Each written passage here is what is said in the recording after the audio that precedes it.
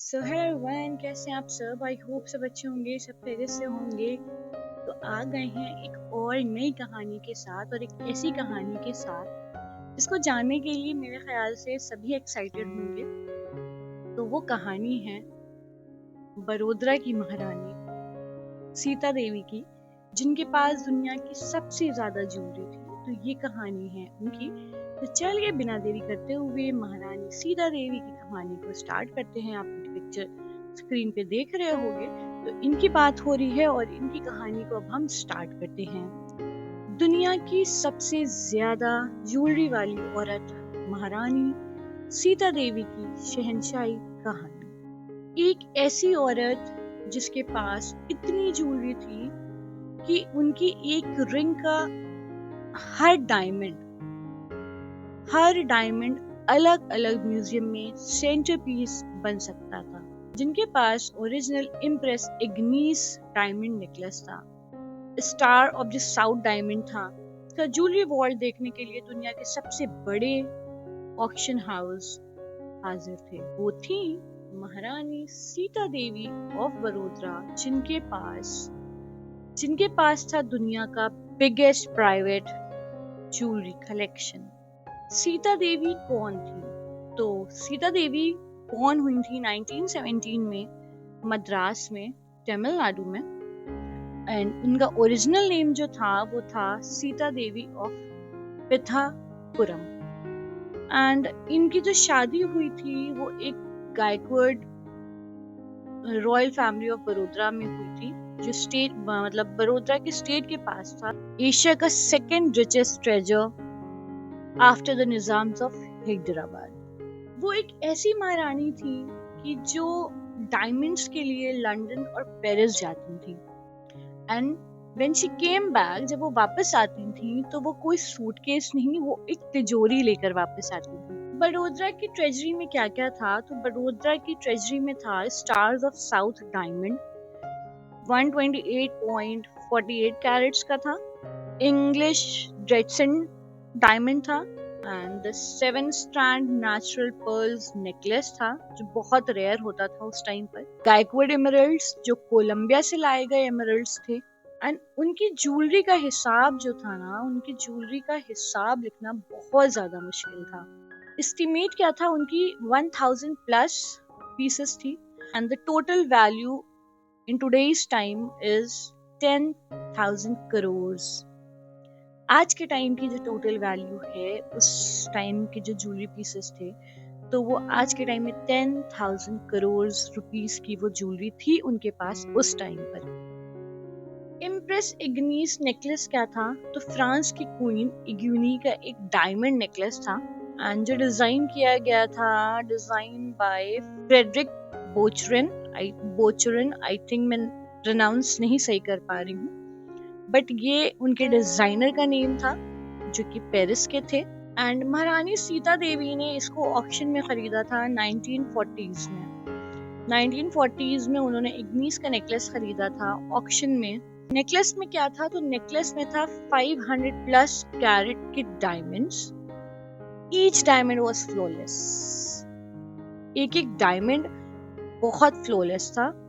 And ये जो इग्नीस necklace था, ये ज्वेलरी फ्रांस की हिस्ट्री को इंडिया लेकर आ गई। 1950s में पेरिस के वैन क्लीफ एंड आर्पल्स ज्वेलर्स ने सीता देवी के लिए पुराना ट्रेडिशनल ज्वेलरी को मॉडर्न रीडिजाइन किया। जैसे उन्होंने टेम्पल ज्वेलरी को एक बेल्ट में कन्वर्ट कर दिया, उन्होंने एक नोज रिंग को एक ब्रोच में कन्वर्ट कर दिया। उनके पास ज्वेलरी थी ही नहीं, वो ज्वेलरी को शेप देती थी, उनको रीडिजाइन करती थी। पेरिस और न्यूयॉर्क के सबसे बड़े डिजाइनर्स ने उनके लिए काम किया। 7 लेयर का नेचुरल पर्ल नेकलेस, दुनिया का सबसे रेयर नेकलेस, हर स्ट्रैंड का साइज परफेक्ट मैच। एंड जो रेयर नेकलेस था, 7 स्ट्रैंड का पर्ल नेकलेस, जो उसकी पर्ल्स का सोर्स था from Basara, Iraq and gulf से वो पर्ल्स आते थे। एंड इसकी एस्टिमेटेड वैल्यू थी 500 प्लस करोड़ रुपीस। जी हाँ, 500 प्लस करोड़। ये नेकलेस आज भी क्रिस्टीज ऑक्शन के रिकॉर्ड में टॉप पे है। उनका लाइफस्टाइल कैसा था, तो वो पोस्ट इंडिपेंडेंस से पहले she lives in Monaco and Paris post independence. She always travel with their jewelleries. वो अपनी ज्वेलरी के साथ हमेशा ट्रेवल करती थी। एक पूरी टीम होती थी जो सिर्फ उनकी ज्वेलरी की सिक्योरिटी करती होती थी। एंड एक बार उन्होंने एक पार्टी में 12 करोड़ का एक ज्वेलरी पहना जस्ट फॉर वन इवनिंग। एक शाम के लिए उन्होंने 12 करोड़ की एक ज्वेलरी पहनी। वो टाइम मैगजीन्स ने उनको इंडियाज रियल महारानी कहा था।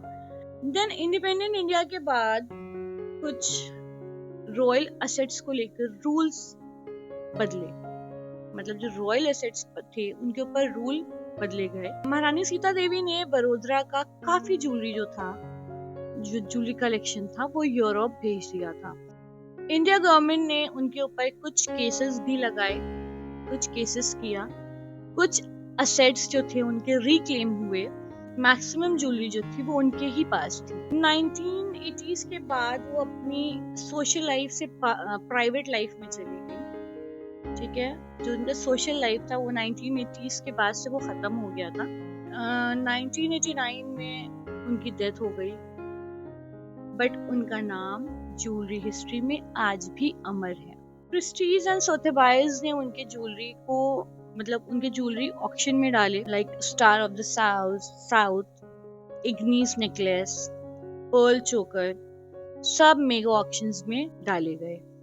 आज भी जब किसी पीस पर फ्रॉम द कलेक्शन ऑफ महारानी सीता देवी ऑफ बड़ोदरा लिखा होता है ना, तो उसकी वैल्यू इंटू 10 हो जाती है। फॉर एग्जाम्पल, अगर कोई ज्वेलरी उनका 1 करोड़ का है तो वो फौरन ही 10 करोड़ की हो जाती है।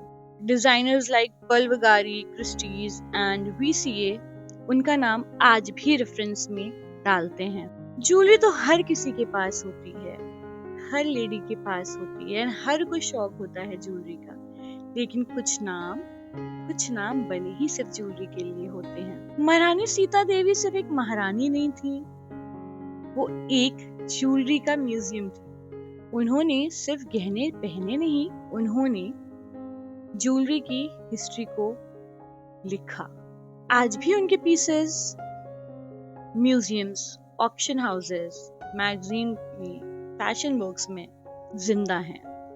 एंड वो एक ऐसी औरत थी, महारानी सीता देवी ऑफ बड़ोदरा।